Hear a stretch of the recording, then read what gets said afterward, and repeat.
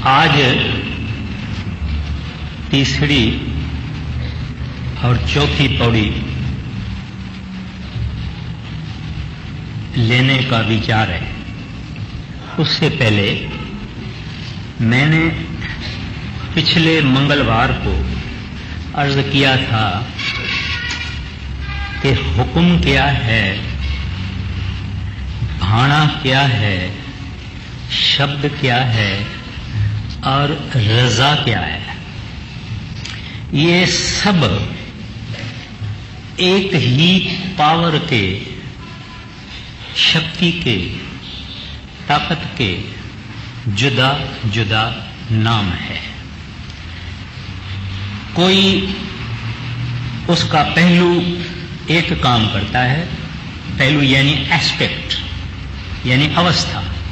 कोई उसका पहलू और काम करता है, कोई उसका पहलू और काम करता है। गुरु नानक साहब जी महाराज ने और संतों ने उसको कई नाम दिए हैं और एक एक नाम देने का कोई न कोई वजह है या सबब है। अब उनको हुक्म उस वास्ते कहते हैं क्योंकि सब उनके अंडर है, सब कुछ उनके मातहत है, इस वास्ते उनको हुक्म कहा जाता है। फिर उसको सच इस वास्ते कहा है या सत्य इस वास्ते कहा है क्योंकि वो अजड़ है, अमर है, अटल है, लाफना है, शक्ति एक ही है। और फिर उसको अमृत क्यों कहा है? इस वास्ते कि जो उसको चखेगा तो भी अमर हो जाएगा, इमॉर्टल हो जाएगा, लाफना हो जाएगा। उसके बाद उनको कीर्तन कहा है। इस वास्ते कीर्तन कहा है क्योंकि वह बहुत मधुर है, बहुत सुरीला है, बहुत इंटॉक्सिकेटिंग है, मस्त करने वाला है।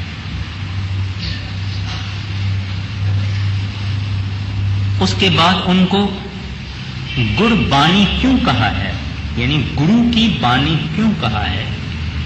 क्योंकि असल हमारा गुरु शब्द है और नाम है।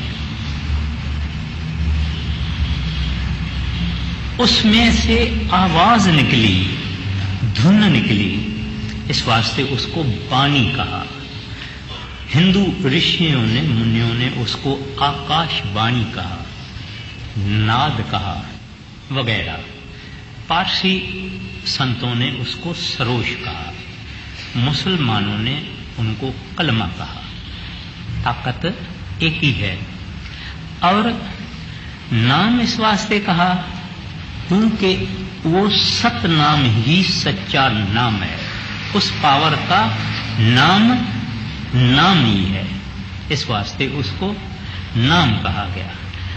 अब शब्द इस वास्ते कहा गया क्योंकि उस परमात्मा वह गुरु अकाल पुरख के अंदर आवाज है, इस वास्ते उनको शब्द कहा है। तो इसमें कुछ यानी घबराने की कोई जरूरत नहीं है।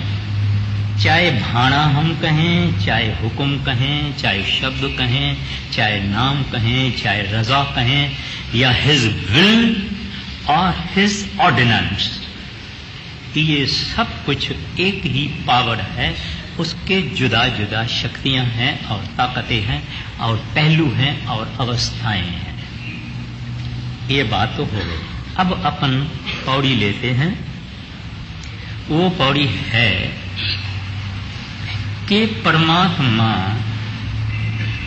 क्या है। दुनिया ने उसके बारे में बहुत कुछ जानने की कोशिश की है, गाने की कोशिश की है, जिक्र करने की कोशिश की है, कथन करने की कोशिश की है, कथाएं की है, बहुत कुछ किया है। तो इस पौड़ी में गुरु नानक साहब जी महाराज ने बड़े अत्यंत सुंदर और अनमोल तरीके से बताया है कि वो परमात्मा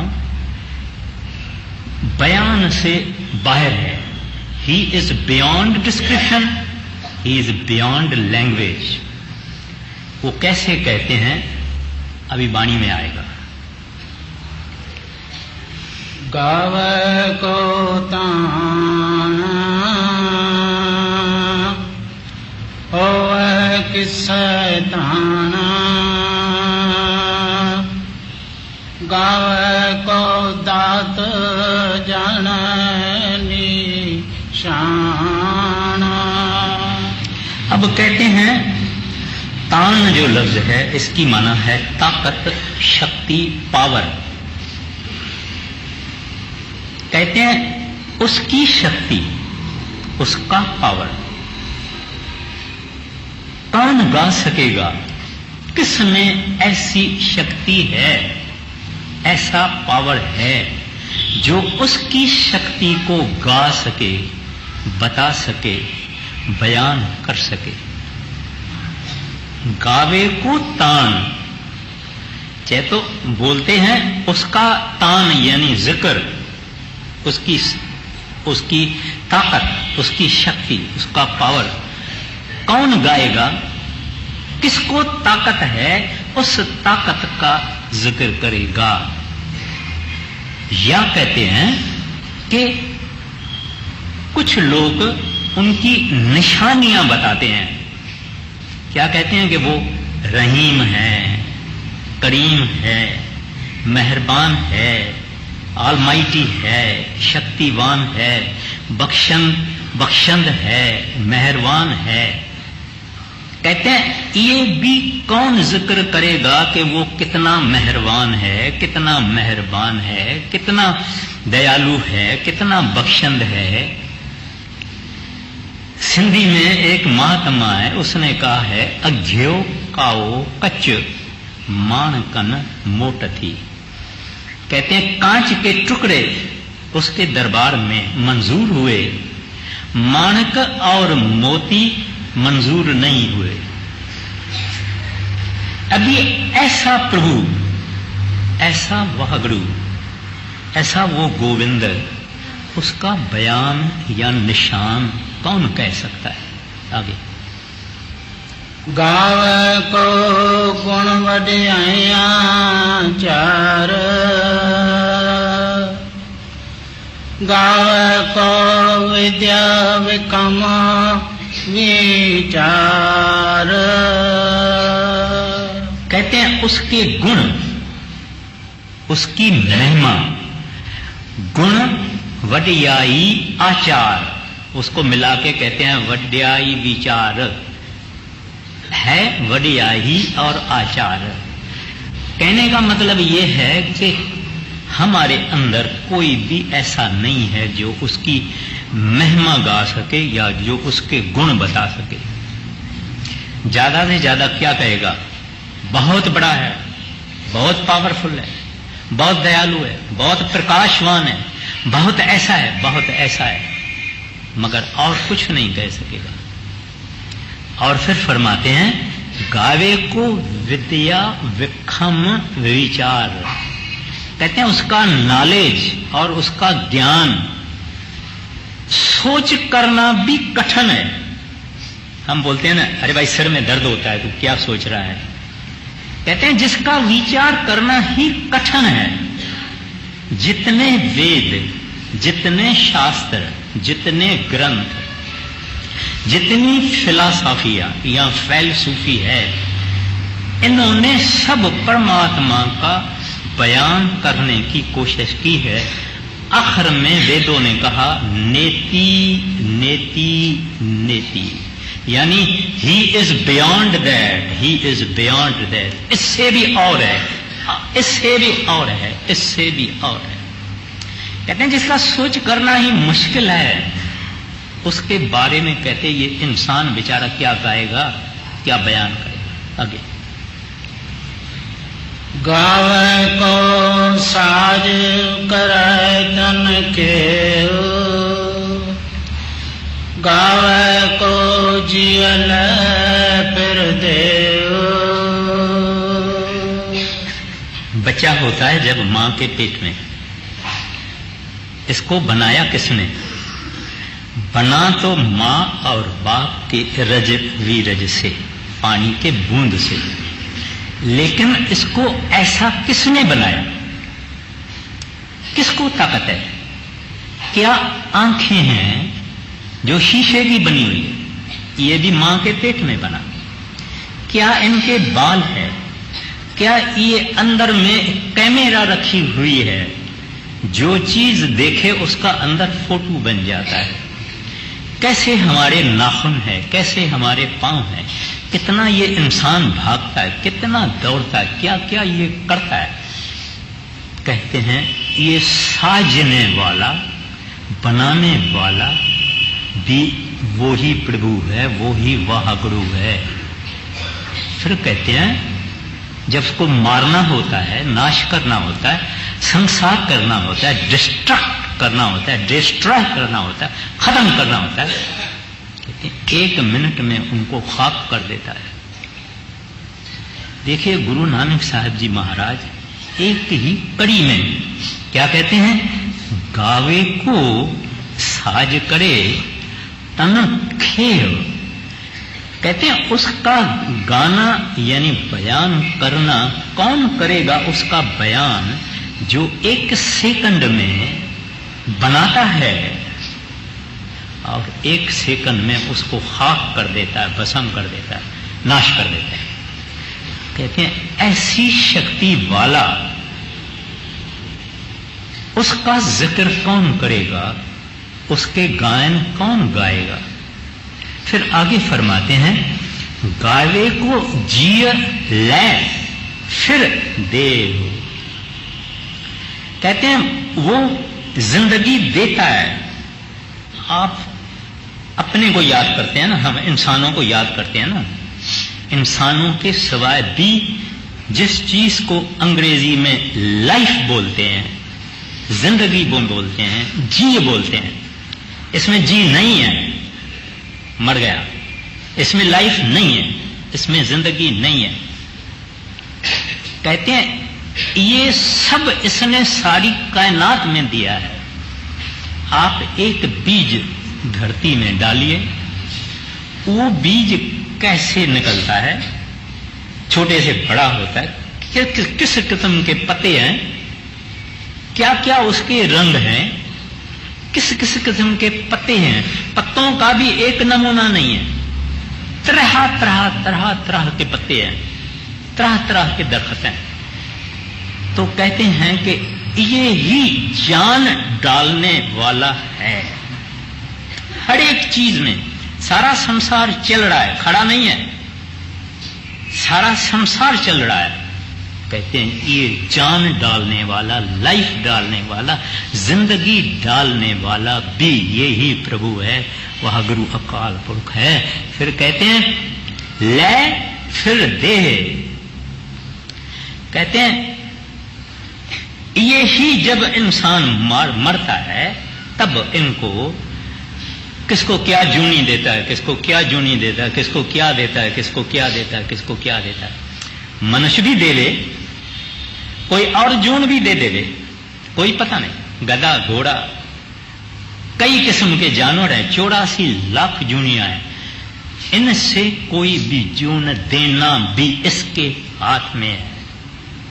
तो गुरु नानक साहब जी महाराज कहते हैं इतना महाबली, इतना बलराज, इतना माइटी, कहते हैं उसका जिक्र कौन करेगा? ये इंसान बेचारा, उसका बयान क्या करेगा, उसका वृतांत क्या करेगा? आगे दूजी बारी को एक दफा पहला कह के फिर कहो। गाव को साज कर तन खेव, गाव को जियल फिर देव,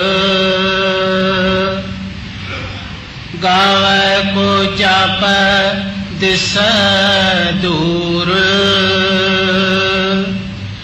गाव को वेख आदरा दूर। जब इंसान उस प्रभु का विचार करता है, इमेजिन करता है कि कैसा होगा, क्या होगा। कहता है नहीं भाई नहीं, दूर है, बहुत दूर है, हमारे समझ से बाहर है, बहुत दूर है। इतनी दुनिया पैदा हुई, किसी ने उसको प्राप्त नहीं किया। कहते हैं बहुत दूर है, फॉर अवे, फॉर अवे, हमारे समझ से बाहर है, क्योंकि दूर है। जो उसके प्रेमी हैं, जो उसके आशिक हैं, जो उनके भक्त हैं, जो उनको चाहते हैं, जिनके हृदय में उनके लिए प्यास है, तशनगी है, थर्स्ट है, वो कहते हैं ये तो हादरा हदूर है। कहते हैं ये तो नजदीक से नजदीक है। हमारे मुसलमान कहते हैं ये शहारग है, ये जिसको सुखमना नारी गुरु नानक साहब जी कहते हैं इतने भी दूर है, इससे भी नजदीक है। गावे को जापे दिस्से दूर, कहते हैं दूर है। फिर कहते हैं गावे को वेखें, देखते हैं, हादरा हदूर, वो जो प्रभु के प्यारे हैं, संत हैं, भगत हैं, कहते हैं वो तो हाजरा हजूर है, दूर होने का क्या सवाल है। जुदा जुदा अवस्थाएं उस प्रभु की, जुदा जुदा शक्तियां उस वागुरु की, जुदा जुदा गुणवाद उस हरि का। गुरु नानक साहब जी महाराज सुंदर भाषा में, छोटी छोटी कड़ियों में इतना कुछ भर देते हैं जैसे एक लोटे में सागर भर दिया। क्या कहते हैं?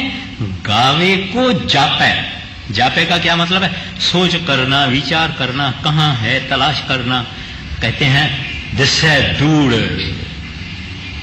फिर कहते हैं जो तलाश करके उसको पा चुके हैं वो कहते हैं हादरा हजूर। कहते हैं सांस से भी वो नजदीक है। आगे गावे को जाप दिशा दूर, गावे को वेख आदरा दूर, कथना कथी न आवे टोट,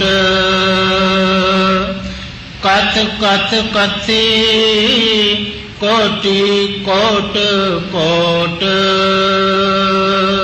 कैसे हैं उस सर्वशक्तिमान प्रभु को ये इंसान बेचारा निर्बल,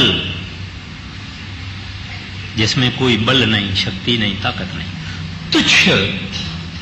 पहले उन्होंने कहा जो एक क्षण में मार देता है, राख कर देता है, वो जिसको ये एक क्षण में राख कर देता है, सो वो इसका कैसे विचार करेगा, इसकी कथ कैसे कथेगा। वो इन्फिनिट है, अहद है। आप कहेंगे अमेरिका तक है, नहीं नहीं, अमेरिका तो क्या, कनाडा तो क्या, न्यूजीलैंड तो क्या, दूर से दूर ऑस्ट्रेलिया है तो क्या, तंदुरा है ऊपर में बर्फ ही बर्फ तो क्या। ये सारी हमारी पृथ्वी उस प्रभु की हस्ती में एक बाल भी बराबर नहीं है। अभी करिए, आप भी विचार करें, मैं भी विचार करूं।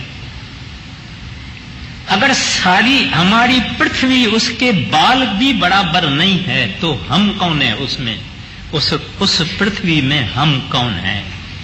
ये विचारने की बात है। How can a perfect being be described bye A imperfect being? हम अवगुणों से भरे हुए, कमजोरियों से भरे हुए नाचीज, आंख को हाथ लगाओ तो अंधे हो जाते हैं। कल क्या होने वाला, एक मिनट में क्या होने वाला, एक सांस वापस आएगा कि नहीं, इसको कुछ पता नहीं। ये ऐसा इंसान बेचारा, उस साहिब का क्या कथ कथ कथ कथ कहते हैं, कथना कथी न आवे टोट। कहते हैं आप ऐसा विचार करो जो वो टूटे ही नहीं, माना अनटायरिंगली कंटिन्यूअसली आप उसका थिंकिंग करते जाओ। कहते हैं कथ कथ कथी कोट कोट कोट कोट माना करोड़। कहते हैं हजारों करोड़ों कथा करने वाले आए, उसका बयान करने वाले आए, ऋषि मुनि फैलसूफ ध्यानी ज्ञानी सबने बहुत कुछ किया। आखिर में उन्होंने मथा टेक दिया, दाता तेरा अंत तू ही जाने। आगे कथना कथेना आवे तोट, कथ कथ कथे कोटि कोट कोट, दे ना दे लेंदे थक पाओ, जुगा जुगंतर खाए खाओ। कहते हैं वो दाता है, देता है, लेने वाले थक जाते हैं। फिर कहते हैं जुगा जुगंतर खाई खा। कहते हैं वो देता रहता है, हम जीव उससे लेते रहते हैं, खाते रहते हैं, और तो भी हम थकते नहीं, माना वो थकता नहीं। तो इंसान कहता है वो हमको देता कहां है जो हम थक जावे। देंदा दे लेंदे थक पाए। कहते हैं दाता देता रहता है, लेंदे वाला थक जाता है। दुनिया कहती है भाई ऐसे कैसे, हमको वो देता कहां है।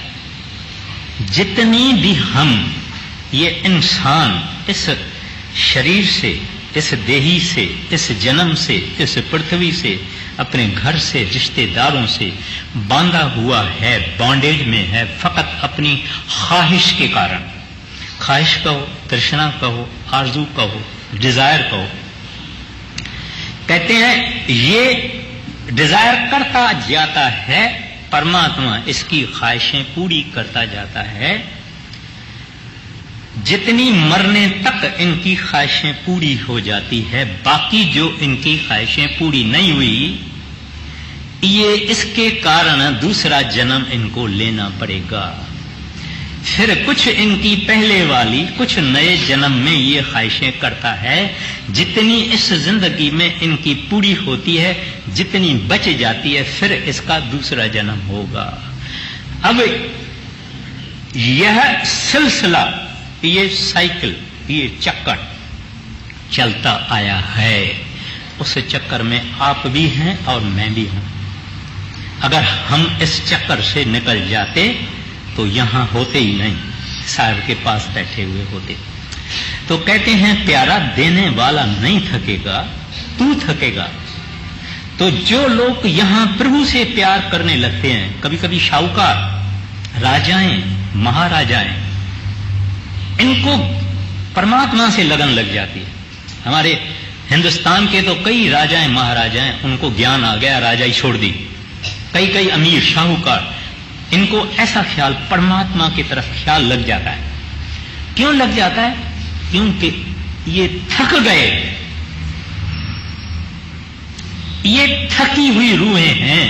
इन्होंने सब देखा है, सब एंजॉय किया, सब लज्जतें ली है, सब मजे लिए हैं। कहते हैं अब कुछ नहीं। कृत कर्म के बिछड़े कर कृपा मेलव राम, 4 कुंठ दह 10 भड़म्यो थक आयो प्रभु की शाम। अभी हम नहीं थके। किसी से कोई अरे अपना अपना विचार कर ले वे, हम थके हैं? नहीं थके, ना थकेंगे। कैसे थकेंगे वो बाद में आएगा। लेकिन वो क्या फरमाते हैं? कहते हैं दाता देता है, लेने वाला थक जाता है। हालांकि इनको जुगों के बाद जुग होते गए, ये मांगता आया, ख्वाहिश करता आया, इनकी ख्वाहिशें पूरी होती गई जुगा जुग। फिर भी दाता देता है। ये कभी न कभी थकेगा, ये बात अलग है, लेकिन आम तरह से ये थकता नहीं है। आगे देंदा दे लेंदे थक पाओ जुगां जुगंतर खाए खाओ हुक्मे हुक्मा चलाए रहो नानक विगस वे परवाओ। क्या कहते हैं? हुक्मी यानी हाकम, जो मालिक है, अपने हुक्म से, शब्द से जिसको जैसे जैसे चलाना चाहता है ऐसे ऐसे चला के आता है। यानी ये आद से ही शुरू है। अगर ग्रंथ साहब की वाणी है, जिस आप बुलाए सो भूले, सो बूझे जिसे बुझाएंदा। कहते हैं वो अपने हुक्म के जरिए जिसको जिस रास्ते से चलाना है उस रास्ते से चलाता आया है अपने हुक्म के जरिए। यानी शब्द नाम के धारा के जरिए ये सारी कारोबार करता है। और उसकी कारोबार का ये हिस्सा है कि जिस इंसान को अपने पास बुलाता है, बुला लेता है, दूर रखना चाहता है, दूर रखता है। फिर कहते हैं नानक विगसै वे पड़वा। अब ये तमाशा है, उस तमाशे को ये देख रहा है बेपरवाह, अचिंत। ऐसा नहीं कि उसके गर्दन पर बोझ है। अभी आपके ऊपर घर की कारोबार माताओं के ऊपर है, बहनों के ऊपर है, दुकान की कारोबार पुरुषों के ऊपर है, स्कूल की कॉलेज की जिम्मेदारी अपनी अपनी जिम्मेवारी है और उनका अपने को फिक्र लगा हुआ है कि ऐसा तो नहीं होता है, बात हमारी मर्जी से चलता है कि नहीं चलता है। परमात्मा का क्या हाल है? उसने ऐसी सिस्टम बना के रखी है कि वो खुश रहता है, आनंदित रहता है, क्योंकि स्वरूप उसका आनंद है। अचिंत रहता है, कोई चिंता नहीं है, कोई फिक्र नहीं है। वो हमारे अंदर में बैठा है, हमारे को जगाने की कोशिश करता है, सदा सदा जगाता है, जगाने की कोशिश करता है। अगर हम नहीं जागते हैं तो वो नाराज नहीं होता है, वो अंदर आना चाहता है हमारे घर में। अगर हम दरवाजा बंद करते हैं वो चला जाता है, लेकिन उसको नाराजगी नहीं होती है। सूरज, आपके घर की बाड़ियां और दरवाजे अगर खुले छोड़ो सूरज अंदर आएगा, मगर आप बाड़ी या दरवाजा बंद कर देंगे सूरज बाहर ही रहेगा। जब खोलोगे तब अंदर आएगा, बंद करोगे तो बाहर ही रहेगा। ऐसे वो प्रभु, वह गुरु हमारे अंदर है, हमको जगाता है। ना जागते हैं तो भी राजी है, अचिंत है, बेफिक्र है, उसको कोई किस्म की चिंता नहीं है, बेपरवाह बादशाह, खुश है। यानी यही एक जो विषय है वो ही बहुत बड़ी है, लेकिन टाइम नहीं है कि परमात्मा क्या है, कैसे हमको जगाता है। हम उसको अपने को जगाने को ही नहीं देते हैं। जब संत सतगुरु बन के आता है तब क्या करता है? अपने को वो जगाने की कोशिश करता है। कितने जागते हैं वो अलग विषय है, मतलब वो विगस है यानी खुश है, बेपरवाह है। हम आंखें खोले या न खोलें, कारोबार बराबर चलेगी, कारोबार में कोई कमी नहीं। लड़ाइयां लगे, जंग लगती है, खून रेजी होती है, खुशियां है, शादमाने होते हैं, वो अचिंत है और बेपरवाह है। दूसरी पौड़ी, साचा साहिब साच नाम बाख्या भाव अपार आक मंग देव देव दात कर दातार फेरक अग रखिए जित दस दरबार मोक बोला बोलिया जित सुन दर प्यार। बस अब उस परमात्मा का जिक्र करते हैं, क्योंकि सिद्धों ने या जिज्ञासु ने पूछा कि परमात्मा का आप हमको ज्यादा बताइए और ज्यादा उनका हमको हाल बताइए। तो गुरु नानक साहब जी फरमाते हैं, साचा साहेब, कहते हैं वो स्वामी, वो प्रभु, वो हरि, वो गोविंद साचा है। साचा है माना अमर है, अजर है, अटल है, आद सच है, जुगाद सच है भी सच है, लाफना है, इटर्नल है, एवर लास्टिंग है। कहते हैं और उसका नाम भी लाफना है। हम प्रभु को कुछ भी नाम दे दे, करतार भी हम उसको कहते हैं, दातार भी हम उसको कहते हैं, कुछ भी कहते हैं, बख्शंद भी कहते हैं, मेहरबान भी कहते हैं, लेकिन उसका असल नाम है सत्य। सत्य ये उसका जाती नाम है, क्योंकि वो ऐसा ही है, सत्य है, था, है और रहेगा। मुसलमान इसको कहते हैं हक। हक तो कहते हैं ऐसा है मेरा वाहगुरु, ऐसा है मेरा हरि। कहते हैं और उसको सिद्ध पूछते हैं और उसको हम क्या नाम दे सकते हैं? तो महाराज जी फरमाते हैं बाख्या भाव अपार। कहते हैं वो अनंत प्रेम है, बेअंत प्यार है, बेअंत भाव है, इन्फिनिट लव। कहते हैं आप उसको इस नाम से पुकार सकते हैं, क्योंकि वो जो शब्द धारा है, जो नाम की धारा है, उसमें कशिश है। आत्माएं इनसे निकली, काल के पास गई, कोई मौज थी, लेकिन ये वापस चाहता है। ये प्रभु वाहगुरु परमात्मा इन अपने रूहों को, अपनी आत्माओं को वापस चाहता है, और उनका इस वास्ते जो शब्द रूप है, जो नाम रूप है, वो खींचने वाला है। मैग्नेट आपको मालूम है, मकनातीस, चकमक बोलते हैं सिंधी में, ऐसे मकनातीसी उसको पावर है, लेकिन उस पावर के दायरे के अंदर हम जाते नहीं हैं। हम काल के और मन के दायरे के अंदर बैठे हुए हैं।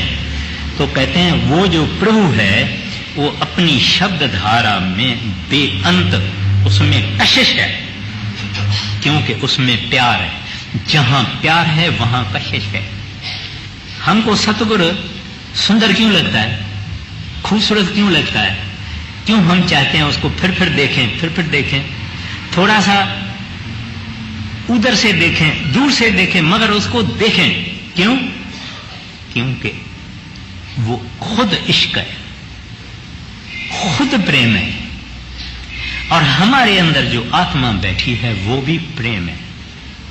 ये दोनों असल में एक है। तो वो आत्मा इनके ऊपर से जब पर्दा हटेगा खींची जाएगी। दूसरा ये है पावर है, प्रेम में बहुत पावर है। जो आपको प्रेम करेगा आप उसके तरफ खींचे जाएंगे और उसका कहना मानेंगे, क्योंकि प्रेम में पावर है।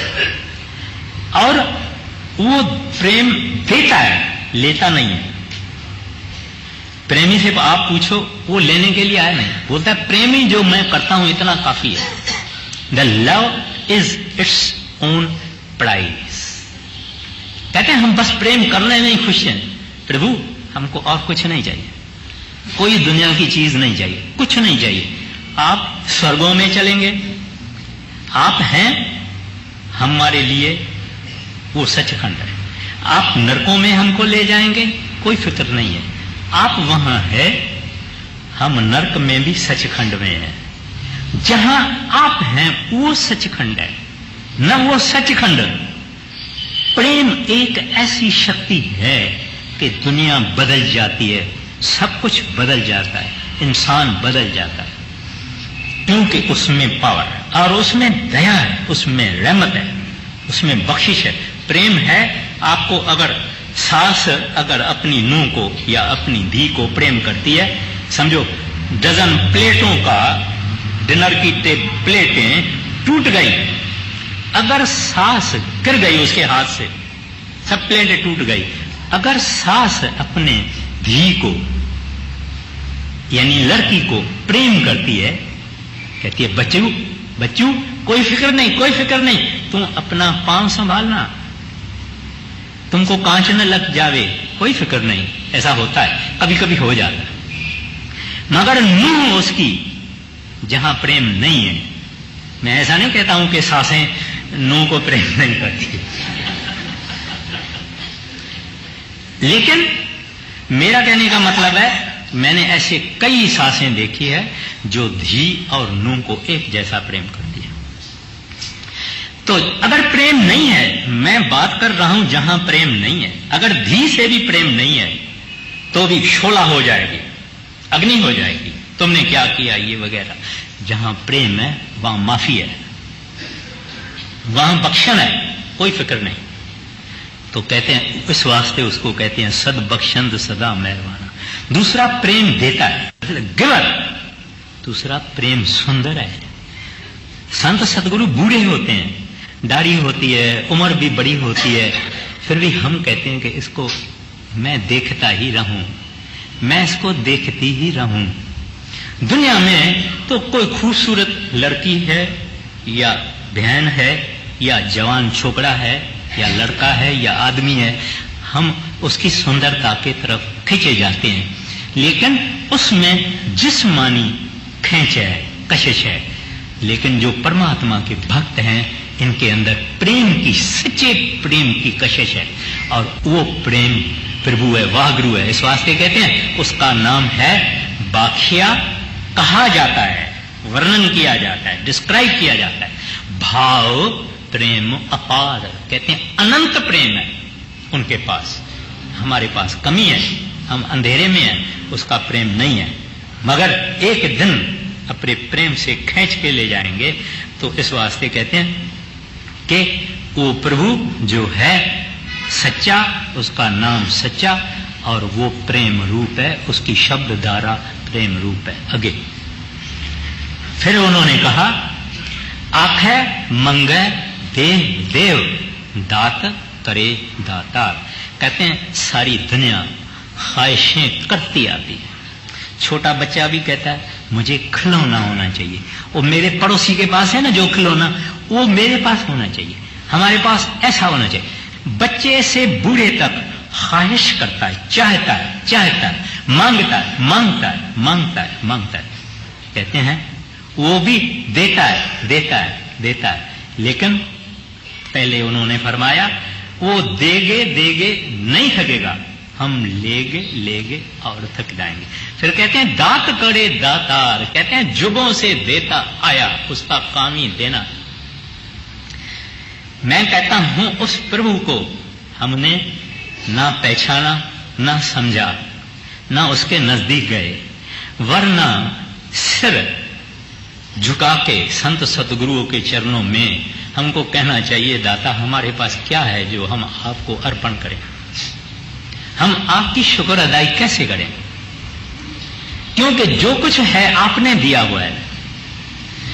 हम गाय को खाना दे सकते हैं, पत्थर का देवता उसके आगे फूल रख सकते हैं, मगर ये तो सब देने वाला ही वो है, हम उसके आगे क्या रखें, उसका आगे जिक्र आता है। फिर पूछते हैं, कौन पूछते हैं? सदर या जग्यासु पूछता है फेरक आगे रखिए जिस दिशे दरबार। कहते हैं उस प्रभु ने जिसने हमारी इतनी ख्वाहिशें पूरी की, सब कुछ हमको बख्शा, कहते हैं उसके आगे उनके चरणों में हम क्या भेंट रखें। उसके चरणों में हम कौन सी प्रेजेंट रखें, गिफ्ट रखें, क्या चीज रखें उसके चरणों में, ताकि दिशा दरबार हम उसके दरबार में अंदर जाने के काबिल होवे, हमको अंदर जाने का दरवाजा खुले। हम पापियों के लिए तो दरवाजा बंद है ना, हालांकि उसका दरवाजा कभी बंद हुआ ही नहीं, उसका दरवाजा हमेशा खाली है। लेकिन कहता है हाउ टू गेट एंट्री, हम उस प्रभु को क्या देवें जिस कारण हम उसके दरबार में अंदर कदम रख सकें। फिर आगे कहते हैं मोहक बोलन बोलिए जित सुन धरे प्यार। कहते हैं हम मुंह से क्या बोलें, कौन सी भाषा बोलें, कौन से वचन बोलें, कौन से लफ्ज बोलें, कौन से अक्षर बोलें, ताकि उनको पसंद आवे, वो खुश होवे। How to win his love. कहते हैं ना, देखो इसने कैसे सुंदर लफ्ज कह दिए। कभी बच्चा अपने को, हमारा एक बच्चा या भाई या कोई भी सुंदर लफ्ज कह देता है, किसी समझो महाराज जी किसी से पूछता है, किसी बच्चे से पूछता है तुमको कौन सी चीज चाहिए, वो महाराज जी को कहते हैं आप। उसने बड़े सुंदर लफ्ज कहे, कोई कुछ मांगेगा कोई कुछ मांगेगा, मगर इस बच्चे ने कहा आप। तो हम कहते हैं ये वचन हमको बहुत पसंद आए। कहते हैं हम इस तरह से कौन सी बात कहें, कौन से वचन उनके चरणों में कहें, ताकि उसका प्यार हमको मिले, हम उसके प्यार के काबिल बने और लायक बने। पूछते हैं, यानी सिद्ध पूछते हैं, जिज्ञासु पूछते हैं। इसका गुरु नानक साहब जी महाराज जवाब देते हैं। हेरक अगर रखिए जित दिशा दरबार, मोक बोला बोलिया जित सुंदर प्यार। अमृत वेला सच नाम वडियाई विचार। अब मैं फकत अभी ये कहूंगा, नहीं तो ज्यादा टाइम हो जाएगा, फिर दूसरे बारी ये उठाएंगे। तब गुरु नानक साहब जी महाराज जिज्ञासु को उत्तर देते हैं, जवाब देते हैं। कहते हैं भाई उसके दरबार में कैसे जा सकते हो, उसके चरणों में कौन से लफ्ज आप रख सकते हो जिसके कारण वो खुश होवे और आपको अंदर अपने पास बुलावे और अपने प्रेम की बख्शिश करें। सवाल भी बढ़िया है, जवाब देखिए। अमृत वेला सच नाम, कहते हैं सुबह को। अमृत वेला क्यों कहते हैं? हमारे शास्त्र कहते हैं ब्रह्म मुहूर्त।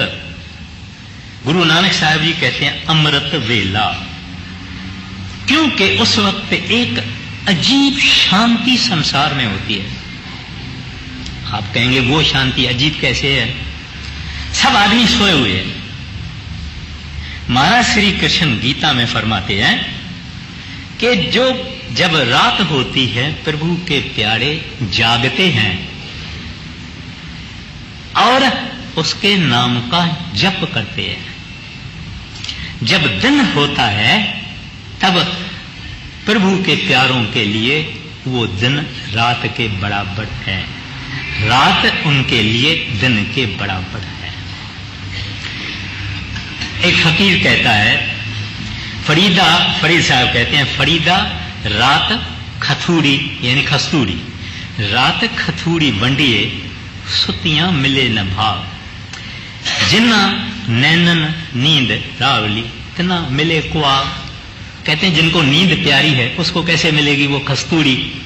तो वो टाइम है कि हमारा यानी बाकी सारे संसार का मन सोया हुआ है, हम सबका मन एक है, उसको कॉस्मिक माइंड कहते हैं। फिर जो हमारे अंदर है वो इंडिविजुअल माइंड है। तो जब वो सब सो जाते हैं, मन सो जाते हैं, तो इस वायुमंडल के अंदर एक किस्म की शांति है। और आदमी जब उठता है तो उसको कल जो फिक्र किया, चिंता किया, विचार किया, कई चीजें हम कर करके फिर सोते हैं सारे दिन के बाद, वो इतना जल्दी नहीं आता है। उस समय ऐसा है। ग्रह आकाश में ऐसे होते हैं कि बदोबदी आदमी का मन लगता है। इस वास्ते कहते हैं उस वक्त अमृत की बरखा होती है। हम जो भजन बाकी टाइम में करते हैं उससे ये आसान टाइम है। ये भी बहुत बड़ी बात है।